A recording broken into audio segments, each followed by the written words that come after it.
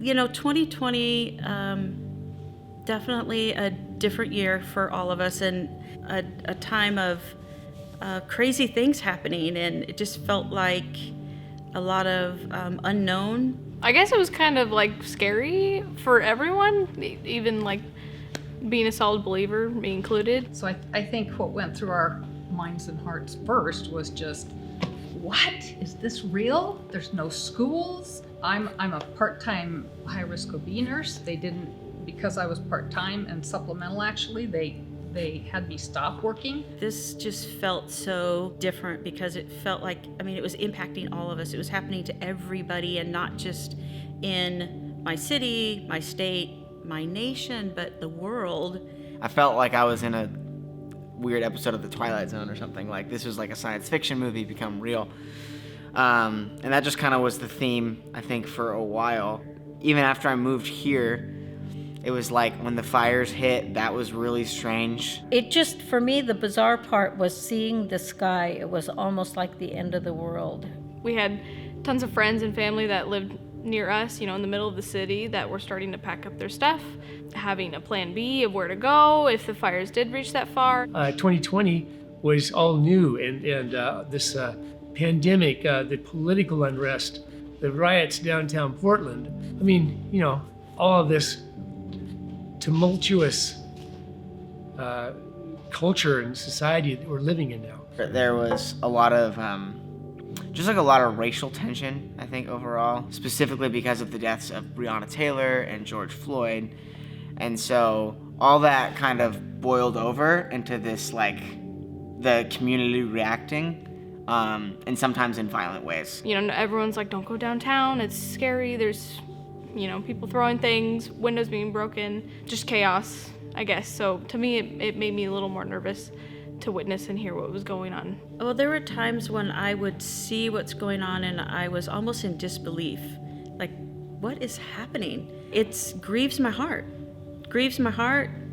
It's definitely something that brought some sadness into our realm of life, I think there were certain points during this whole thing where I definitely felt like it was the end of the world. Again, just witnessing how people were reacting. Is this it, God? Is this what you're doing? Is this the time that you're coming?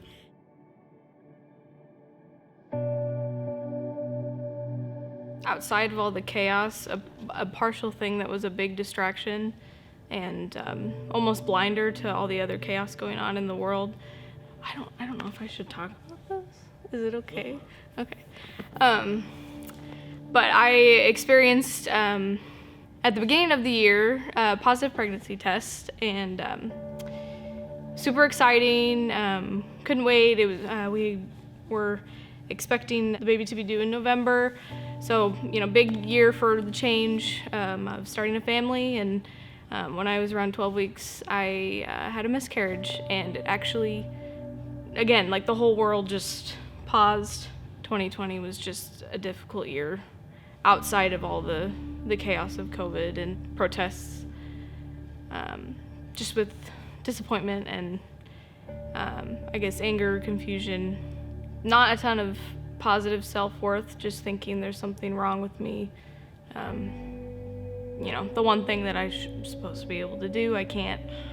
It was hard. A big thing too with singing on stage for worship. I'd been doing it for a while, and then after the miscarriage happened, the words just didn't mean anything to me anymore, which, I tried to push through it and just tough through it and put on a show, I guess, just hoping that someone else would get something out of it. But it came to a point where I just broke down, and I couldn't justify singing these words and singing these songs that we'd sung for years, just because the words had no meaning anymore, and I didn't feel like I actually meant them. I didn't want to mean them. So Bill was diagnosed with pulmonary fibrosis. It's a condition, obviously, that affects the lungs and progressive. Typically, people live 2 to 5 years if they don't get a lung transplant. And so he's at about 4.5 years. And we started to ask the doctors about oxygen, being put on oxygen, and the breathing tests that they do like every 3 months, and the CAT scans were showing that it was really worsening. And even though we're now getting into 2021, things started going downhill further because we were up at University of Washington, and Bill was starting to get tested to be put on the list to receive a double lung transplant. So you get the call, and you know it's going to come. But, when it does come, it's like, whoa. So we go up to the hospital, and so that night I spent the night in the room by myself, and the following day as well. I was scheduled for surgery at 5 o'clock the next day. And at about the time you said, well, Bill is going into surgery. Well, that was about the time they said, time out, we're going to call this one off. You ask what went through my mind? Well, two things. One was relief that I wouldn't have to go through this. But on the second time, disappointment. Yeah. Because, I'm going to have to go do this all again. Well, when the shutdowns came, it really impacted me in all sorts of ways, because all of a sudden we were, no children's ministry, nothing happening for our kids. And it was like, what am I supposed to do? This was my life. This was my, my ministry. This is what God's called me to. Now what am I supposed to do? This was a real time of change. And I've had to stretch a lot in that, and to accept that I have to let go of a lot of things that were no longer the same, and having to adapt to new stuff, new changes, new ways of doing things, no programming for our children on Wednesday night. That really was hard for me to accept no Awana this year, and I personally have felt like I let a lot of people down because of that. Even though it wasn't really my doing, but I just felt like I'm letting people down. That's ministry-wise, but personally, just seeing the role change between me and my parents. That's been, that's a journey that we're all going to have to go on, and that there's a lot of people experiencing it now, and not just me, and some have gone before me and already been through this. But it's like when it happens to you, it's just very difficult, difficult change. I think for me was when we knew we were going to have to sell the house, because Cliff wasn't getting better. I couldn't take care of everything myself, and it was like a half acre. Both Cliff and I were giving up our isolation. I mean, we had our church and we had some outside things that we did, but we were used to living all by ourselves. And I thought, how am I going to handle that? Yeah, so it was before I had left. It was literally like right when I was praying about coming here too. Good friend of mine, really close friend and intern at the ministry of 10th Hour. His name was Benny. His health declined and he passed away in April, right at the tail end. Pretty much, I think it was like several days after I had like officially decided to come here. It was like a lot of little things adding up together into I was just really stressed a lot. I was tense, anxious, and so I think everywhere I went I was just kind of on edge, and maybe a little bit jaded, I think too. But I think there was moments of like really just admitting my weakness and like that I'm not all right. Those were like the difficult parts, because I think I wanted to convince myself that I was okay and that everything is great, and that I was handling it well. The fall and winter time of like learning to open up to people, and that's an ongoing process still to this day, but I think that was like the breaking point of like not letting all those things just sit, because they were kind of accumulating until I was just like kind of dying on the inside.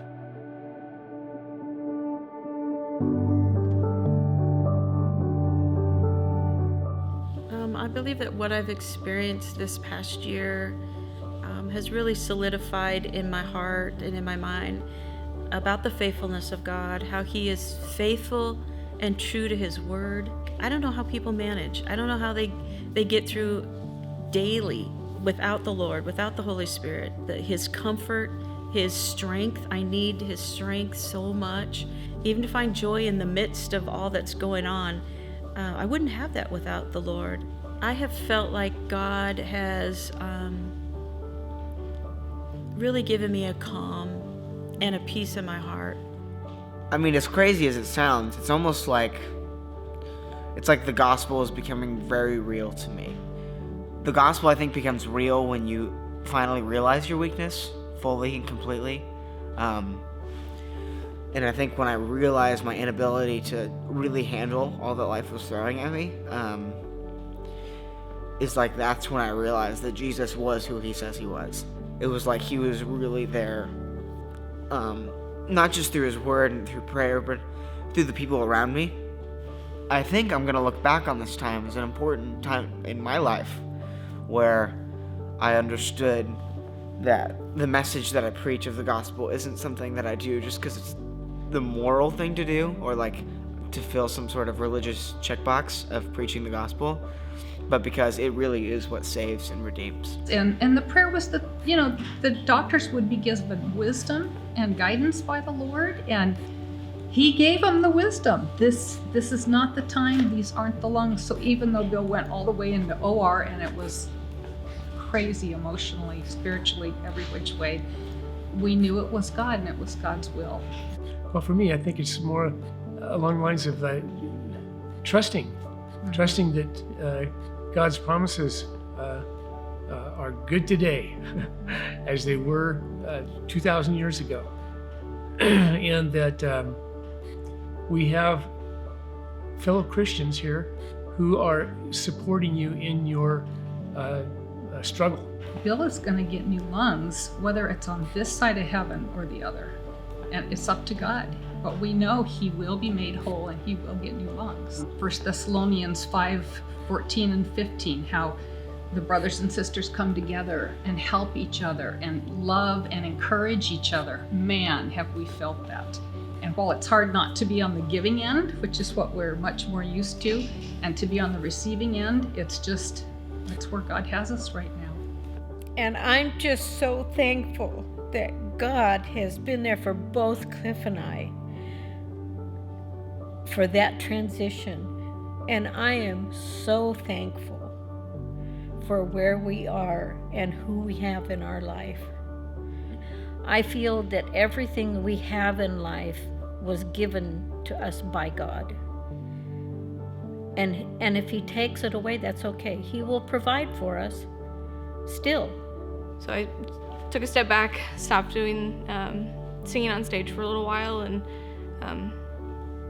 just took a break and really dug down deep and searched for the Lord in that time, even though I was angry and upset and confused. And I think I learned a lot of, I would say, perseverance and just a major amount of trust, and having trust that he will get you through it. It's not ever gonna go away, but just the pain and the sadness of it. But he's faithful to provide, and he's faithful to get us through the times when he takes it away. You know, if you put Jesus up front and center, then the other things kind of fall into place. They take their place, I put it that way. We can just put more pain, anxiety, stress, whatever you want to call it, on ourselves. And it's us putting it there because we aren't turning to God and just being, having faith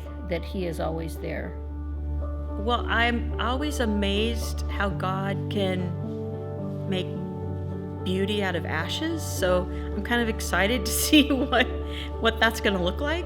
When trials come and when the world seems to be getting crazier, it's not because God suddenly isn't sovereign anymore, but God knows what he's doing, and it's our job as his children to trust him and to have faith that our Father knows what's good for us.